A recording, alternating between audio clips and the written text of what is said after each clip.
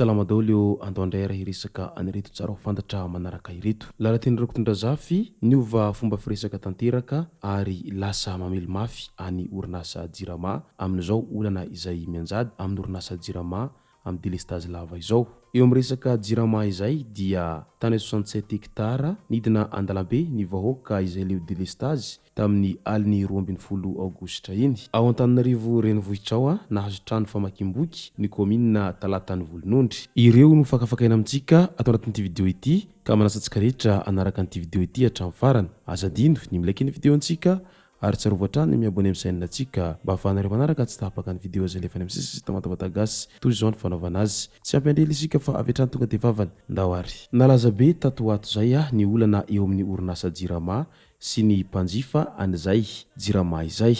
Manoloana ny fahatapahany herinaratra vokarin'ny Jirama izay mifanisy dia nitondra ny fanamarihana miendrika fanontaniana ny minisitra teo aloha Lalatina Henriette Rakotondrazafy azo heverina ho anisan'ny fampiakaram-peo taoriny teny mahery izay nataony député Nevra Oldin. Manomboka tezitra amin'ny Jirama ihany koa ny mpomba any fitondrana. Maninona ny tompon'andraikitra ao amin'ny Jirama no tsy milaza mazava amin'ny mpanjifa hoe inona ny tena olana fa andrasana ny prime ministre indray no hanazava. Mila mahasahy miatrika olana rehefa nanaiky omena andraikitra hoy hiatrany ny ministry teo aloha Lalatina Henriette Rakotondrazafy. Ho fanajana ny mpanjifa kosa dia ilaina ny filazana mazava hoe izao no olana, izao no vaholana heverina ampiarina ary afaka firovolana na firitaona vao hivaha tanteraka ny olana. Aza vela ho lasa tompotrano mionona ny malagasy fa izany no tena miteraka fahasorenana. Dia tsy tokony ny mpanjifa irery no asaina mizaka ny olana ka mbola hosaziana amin'ilay penalité 500 indray raha misy fahatarana ny fandaovana faktura fa samy miara-mifehy kibo. Ilain'ny mpanjifa ho fantatra koa hoe inona no fepetra raisin'ny tompon'andraikitry ny Jirama amin'ny halatra solika sy gaboraraka ao anatiny. Hoy hiatrany ity ministra izay mitondra tenin'ny gouvernemanta teo aloha ity izay somary hentitra farany nefa tsy kely indrindra. Avohay mazava ny ora izay tena hisian'ilay fahatapahan-jiro dia aoka hajaina impiry sanandro amin'ny firy avy, adiny firy avy ary rehefa miteny hoe impiry dia adiny firy dia aoka ho voatazona izay amin'ny ora tsy miova izay.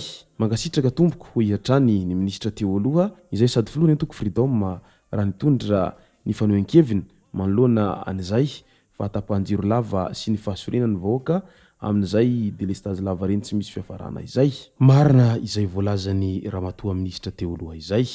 Fa manoloana izay nefa dia misy ihany ireo olona izay naneho ny heviny mahakasika an'izay fanehoan-kevitry ny ramatoa Lalatina Rakotondrazafy izay nilaza manao hoe tsy ao anatin'ny gouvernemanta intsony marina angambany ka lasa mahatsapatampoka ny fahoriam-bahoaka ity ministry ny kolotsaina sy ny serasera teo aloha ity satria raha ny nahafantarana azy hatramin'izay dia miaro fatratra ny fitondram-panjakana ka mamerimberina ny hoe tsy mora ny manarana ny firenena efa betsaka ny fahapotehana teto koa sarotra noho izany ny asa izay miandry ny fitondram-panjakana raha mahavita manaova fa aza be menimenina ho izy tamin'izay fotoana izay.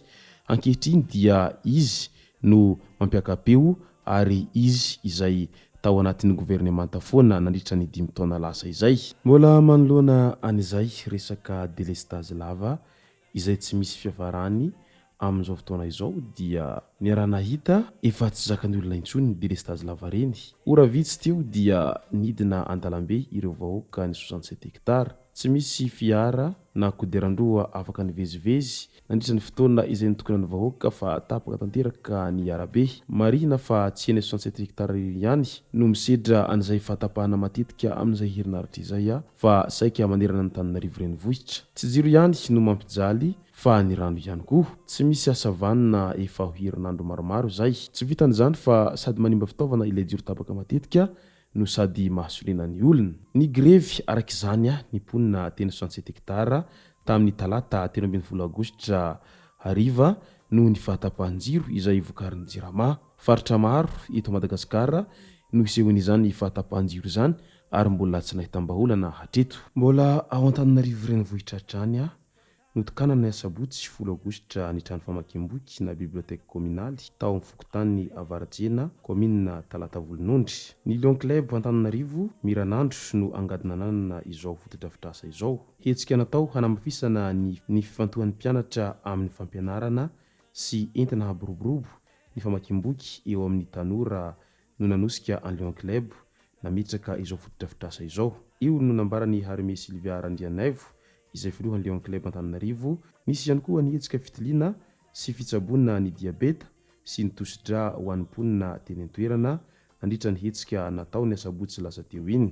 Tonga teny an-toerana ny gouverneuran'ny distrikany 417 Lion CMJP Mebobaly Safi Fidausen notron'ny protocole Lion CMJ Lalaina Razafitombo Ramatoa Tahiny Rasamanana Sultenany HSV na Hamatlal Velji Fondation sy Inibisc Andriamatoa Sitraka Andrianaivo avy amin'ny loko voajanahary. Teo ihany koa ny ben'ny tanàna ny komina Talatavolonondry Obersoa Arandrianirina ny lehiben'ny fokontany Avaratsena Robert Rakotsolof ary ny filoha mpanorina sy ny filoha mpitantana ny fikambanana fiombonana Samuel Randriamahadisoa sy Ramatoa Imbinina Fanomezana. Tsara ho an'ny tanora ny Talatavolonondry ity fanolorana tranomboky ity satria marina etona fa amin'izao fotoana izao dia efa tsy vitsy amin'ny tanora no tsy tia mamaky an'izay boky izay intsony noho ny firoborobon'ny teknôlôjia sy irony fampiasana karazana interneto sy ny tambazotra sosialy isan-karazany irony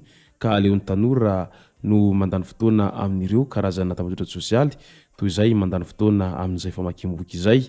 Ka mba hampiverina an'izay fitiavan'ny tanora resaka famakiam-boky izay dia izay no antony iray lehibe nanosika an'i Lions Club nanome an'izay tranomboky izay ho an'ny komina ny Talatavolonondry izay. Ainganeka tena hazoto tanteraka tokoa ny tanora ao Talatavolonondry ao manoloana an'izao fisian'ny tranomboky izao satria efa tsy iza intsony no sakana eo amin'ireo tanora izay te hamaky boky fa efa misy ny tranomboky izay natokana ho azy ireny. Fa ho an'ny ray aman-dreny kosa dia mba entandro ny tanora ny zanakanareo mba holiana amin'izay famakiam-boky izay fa isan'ny tombony iray lehibe eo amin'ny fianaran'izy ireo ny fahazotoan'izy ireo mamaky boky izay. Ary ianareo tanora kosa dia mba meteza amin'izay fitiavana mamaky boky izay fa mahasoa anareo izay famakiam-boky izay. Izay moa ny masaka azonarosy tao anatin'ity video ity tomboko lasy tomboko vavy misaotra tsikarehetra nanaraka an'ity video ity hatramin'ny farany. Azadino ny milaiky ny videontsika ary tsarovatra hatrany ny miabony amin'ny chaîne-ntsika mba ahafahanareo manaraka tsy tapaka ny video izay lefa any amin'ny sesa sy tao gasy. Tomboko lasy tomboko vavy mankasitraka dia mirary soa.